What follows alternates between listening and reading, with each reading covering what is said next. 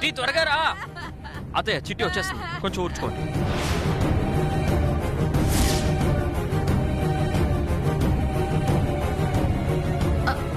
నానా అమ్మా, వీరనారాయణ బాబాయ్ వచ్చేస్తున్నాడు.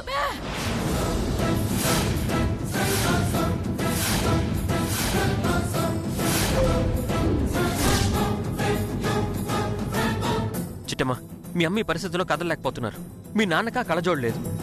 ఓ పని చేయి, నేను మీ నాన్నని తీసుకెళ్తాను, నువ్వు మీ అమ్మని తీసుకెళ్ళు. అచ్చో, ఇప్పుడంత టైం లేదు బావా. నాన్నంటే తీసుకెళ్ళొచ్చు, అమ్మని మోయలేమో తీసుకెళ్ళలేము.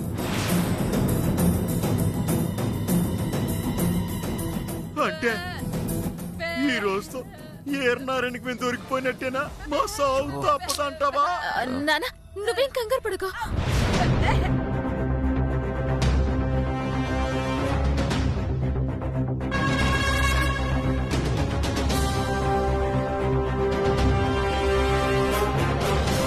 చిట్టి ఎక్కడికి?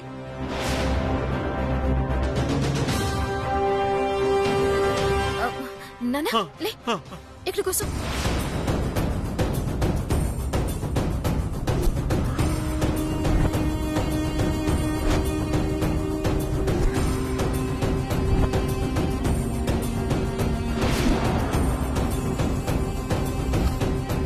చిట్టమ్మా,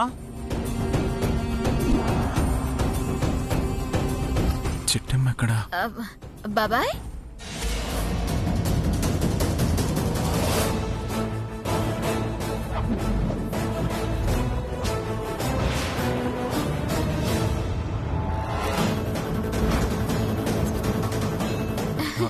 అదేంటి? అది అమ్మకి నాన్నకి జలం చేస్తేనో ఆహారపడుతున్నాను బాబాయ్. ఓహో అలాగా. అమ్మ చిట్టి, నేను నీతో ఒక ముఖ్యమైన పని నుండి వచ్చానమ్మా. ఏంటి బాబాయ్, చెప్పండి. నాకు నీ సహాయం కావాలమ్మా. ఏం మాట్లాడుతున్నారు బాబాయ్? మీరేం అడగాలనుకుంటే అది అడగండి. ఇట సాయం కావాలి, చేస్తావా లేదా అని అడగండి, నేను బాధపడతాను. ఏం లేదమ్మా, మా అమ్మ సంగతి తెలుసు కదా. ఎంత చెప్పినా వినకుండా మళ్ళీ స్వీట్స్ తినేసింది. దాంతో షుగర్ ఎక్కువైపోయి కోమాలోకి వెళ్ళిపోయింది.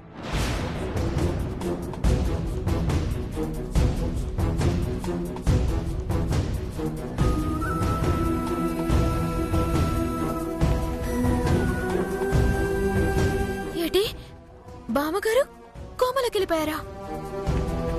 అవునమ్మా, తనని బ్రతికించుకోవడానికి ఒకే ఒక్క దారుంది. ఏంటి బాబాయ్ అది?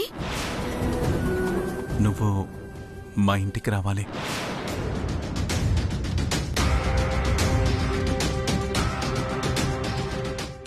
ఎందుకు?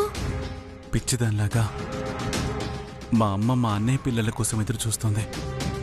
వాళ్ళని చూశాకే తను చావాలన్నది తన చివరి కోరిక. ఎంతమంది ఉన్నా కానీ మా అమ్మ చివరి కోరిక తీర్చలేకపోతున్నారు. కనీసం నిన్ను చూపించైనా సరే నువ్వే మా అన్న కూతురువని మా అమ్మని నమ్మిస్తే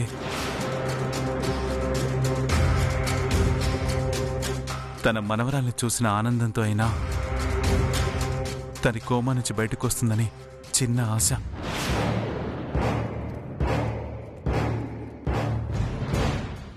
నువ్వేటి చెప్తున్నావో నాకు అర్థం కావట్లేదు బాబాయ్. నాకు అర్థమైంది చిట్టమ్మ. మనిషిని బతికించేది ప్రాణమైతే ఒక్కోసారి ఆశ కూడా మనిషిని బతికిస్తుంది.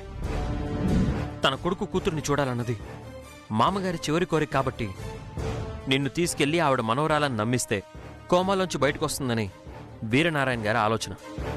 అవునమ్మా, నా మనసులోని మాటని రవిచంద్ర కరెక్ట్గా చెప్పాడు. మా అన్నయ్య కూతురులాగా నువ్వు నాతో రాగలిగితే, తప్పకుండా వైష్ణవి నువ్వే అని మా అమ్మ నమ్మగలిగితే ఖచ్చితంగా బ్రతుకుతుందనే నమ్మకం నాకుందమ్మా. ప్లీజ్ అమ్మా, ఈ ఒక్క సాయం చేయి. భలేవాడే బాబాయ్, నువ్వు అడగడము నేను కాదనడమునా. వెళ్దాం పదండి. ఒక్కసారి మీ అమ్మ నాన్నలకు థ్యాంక్స్ చెప్పొస్తాను.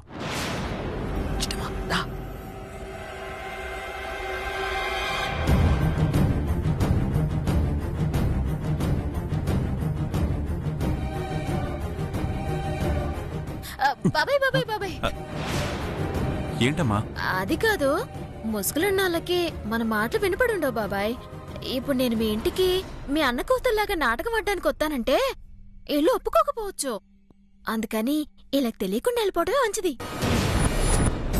అలాగే సరే అమ్మా, పద. పద బాబాయ్.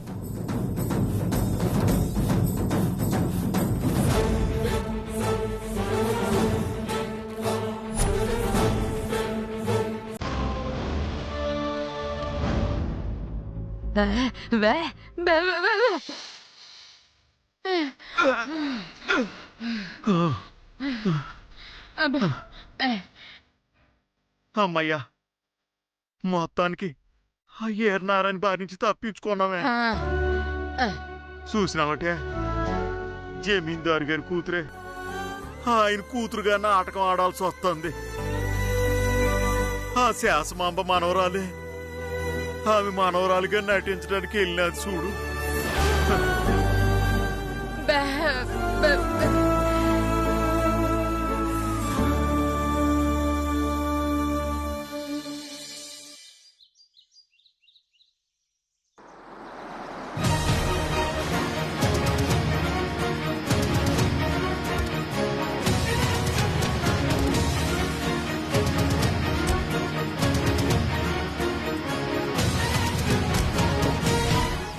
పద. రామ్మా.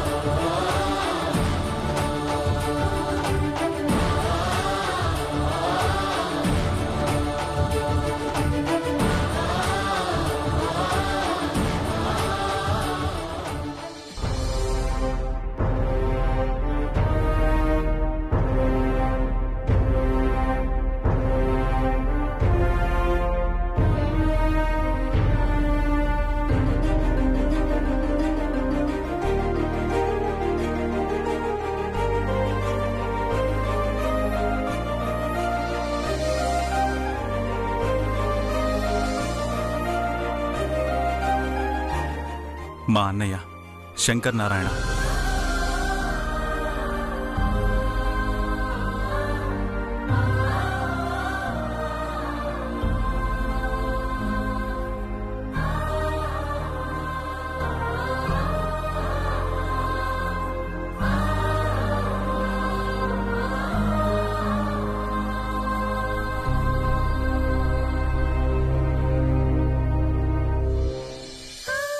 మా అన్నయ్య ఎవరో నీకు తెలీదు, ఆయన నువ్వెప్పుడు చూడలేదు. మరి దండం ఎందుకు పెట్టావమ్మా? ఎందుకంటే ఎందుకు ఆయన చూడగానే మహానుభావుడు అనిపించింది బాబాయ్, అందుకే దండం పెట్టాను.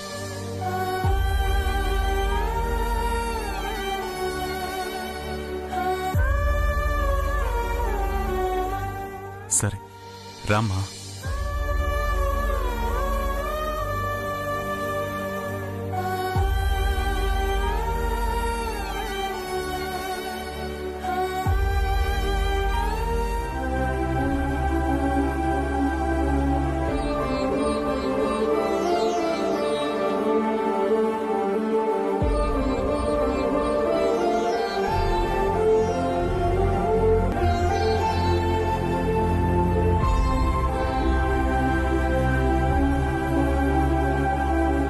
చూసావుగా, ఎప్పుడు నవ్వుతూ ఉండే అమ్మా ఎలా మౌనంగా పడుకునుందో. అమ్మనలా చూస్తుంటే నాకు ఏడు బాగట్లేదమ్మా. మీరు పైకి కనిపించే వీరనారాయణ కాదు బాబాయ్. మీ మనసు మంచుకొండ. ఎదుటల్ల కష్టాల్ని సొత్తే ఇట్టే కరిగిపోతారు. అది నా దురదృష్టం అమ్మా. మంచి మనసుండడం కూడా శాపమని మా అన్నయ్య పిల్లలు దూరమయ్యాకే అర్థమైంది.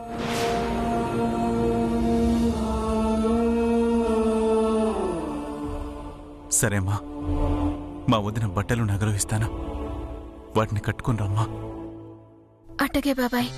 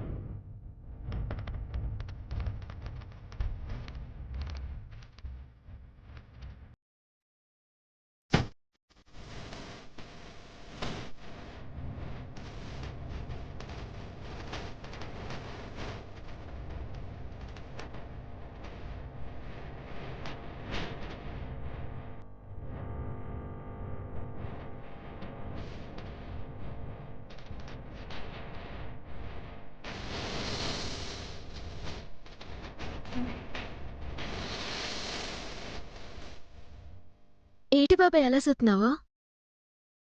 నిన్ను చూస్తుంటే అచ్చం మా వదిని చూసినట్టే ఉందమ్మా. జమీందార్ గారి బిడ్డ అమ్మా వైష్ణవమ్మా, ఎన్నాళ్ళు కనిపించావమ్మా? నేను చూస్తుంటే అచ్చం మా జమీందార్ గారి భార్య గాయత్రంలాగా ఉన్నావమ్మా. ఏమన్నావు బాబాయ్? నిన్నిలా చూస్తుంటే అచ్చం మా వదినను చూస్తున్నట్టే ఉందమ్మా. అమ్మ గనక నిన్నిలా చూసిందంటే నువ్వు మా అన్న కూతురు అని చెప్పినా కళ్ళు మూసుకొని నమ్మేస్తుంది. నిజమా సార్? మీ వదిన అచ్చం మా చిట్టమ్మలాగే ఉంటుందా? అవును రవిచంద్ర, ఈ చీరలో చిట్టమ్మ మా సొంతూరైన విజయనగరం వచ్చిందంటే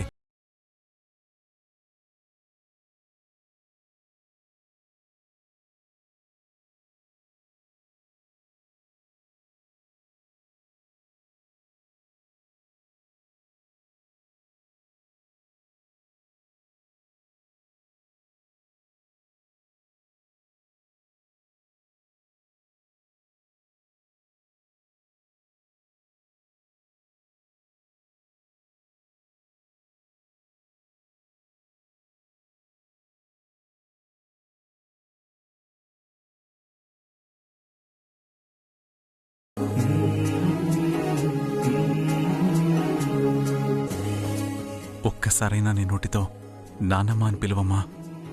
బాబాయ్. అవునమ్మా, వచ్చింది మా అన్న సొంత కూతురే అని మా అమ్మ అనుకోవాలి. తన మనవరాల్ని చూడాలన్న ఆరాటంతో అయినా తన స్పృహలోకి రావాలి. ఒక్కసారి పిలువమ్మా. ఆవిడ నీకు సొంత నానమ్మే అనుకో, నువ్వు తన సొంత మనవరాలివే అనుకో. మీ నాన్నమ్మని 15 సంవత్సరాల తర్వాత కలుస్తున్నాననుకో. ఒక్కసారి పిలువమ్మా ప్లీజ్.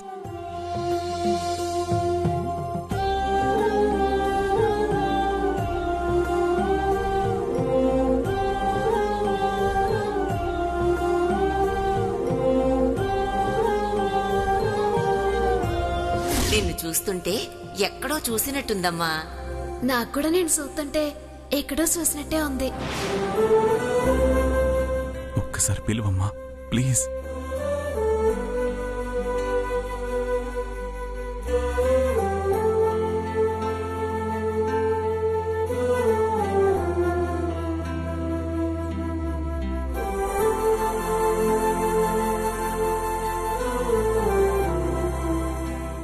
నానమ్మా,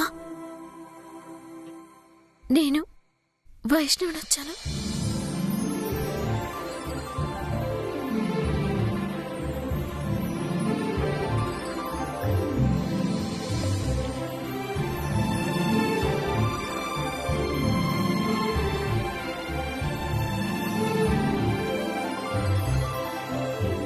ఒక్కసారి లేనానమ్మా.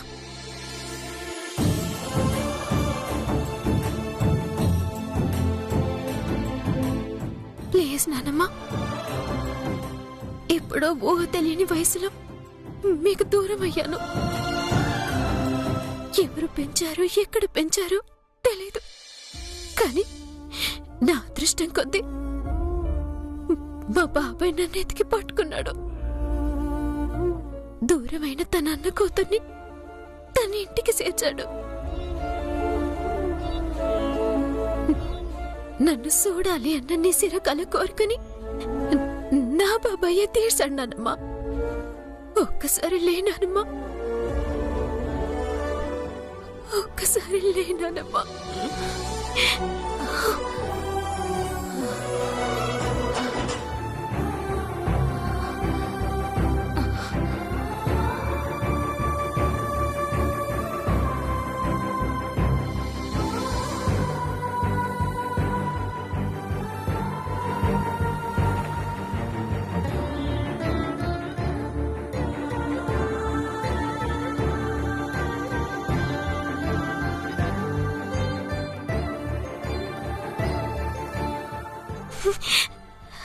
నానమ్మా. వైష్ణవి, అవును నానమ్మా, నే వైష్ణవిని. అమ్మా వైష్ణవి, అమ్మా వైష్ణవి.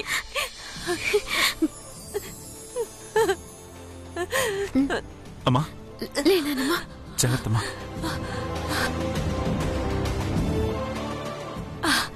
కూర్చోమ్మా. వైష్ణవి,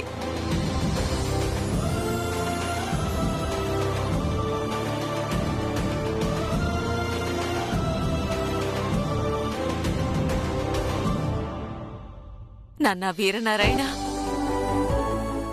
ఇది కళా నిజమారా? నా బంగారు తల్లి, నా వైష్ణవి తల్లి తిరిగి వచ్చిందా? అవునమ్మా, నీకోసం కాకినాడ మొత్తం వెతికి మన వైష్ణవిని తీసుకొచ్చానమ్మా. చాలా మంచి పని చేశావురా. చచ్చేలోపు నా మనవరాల్ని చూస్తానో లేదోనని నాలో నేనే కుమిలి కుమిలి ఏడ్చాన్రా. నా వైష్ణవిని చూసి అదృష్టం ప్రసాదించు దేవుడా అని తల బాదుకుని వేడుకున్నాన్రా. నా మొర ఆ దేవుడు ఆలకించినట్టున్నాడు. అందుకే దూరమైన నా మనవరాల్ని దగ్గరికి చేర్చాడు. నా బంగారు తల్లి.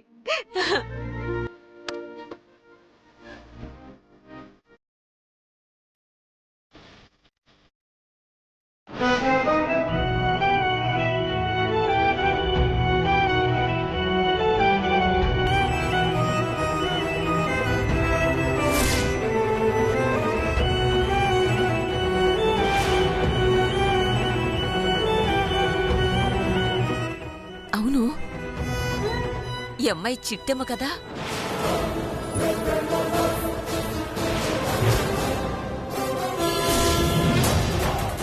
ఈ అమ్మాయి నా మనవరాలేంట్రా?